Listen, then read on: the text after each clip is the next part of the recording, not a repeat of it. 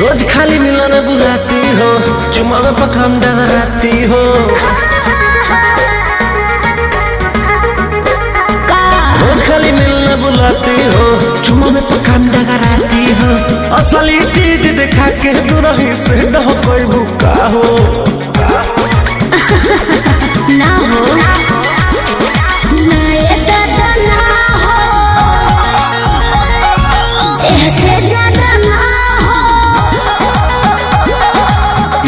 करबू का हो,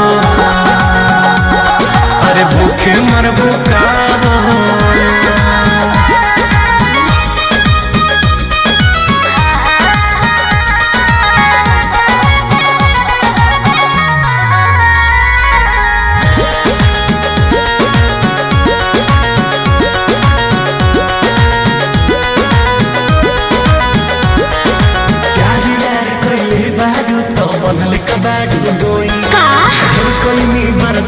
गोरी अब बर्दाश्त न होई, तनी ढेर लेखा बोलत का हो।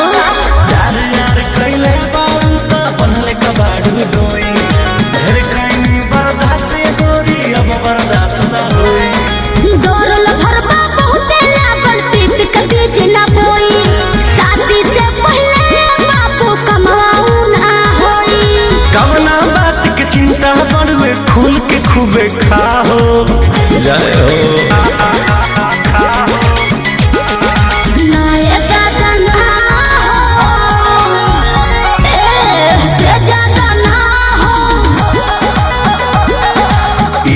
करबू का हो,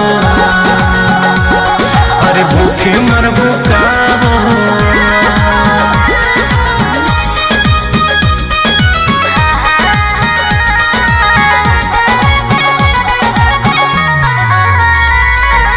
Music by Arya Sharma।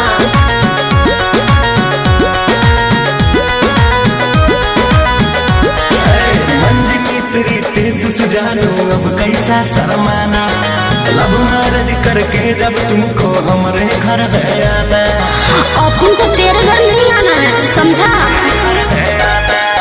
तू मेरी है हम तेरे हैं, फिर कैसा शर्माना, लब मैरिज करके जब तुमको हमारे घर है आना।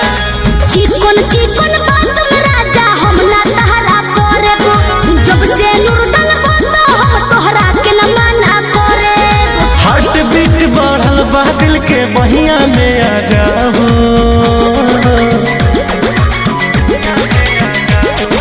ना दादा ना हो,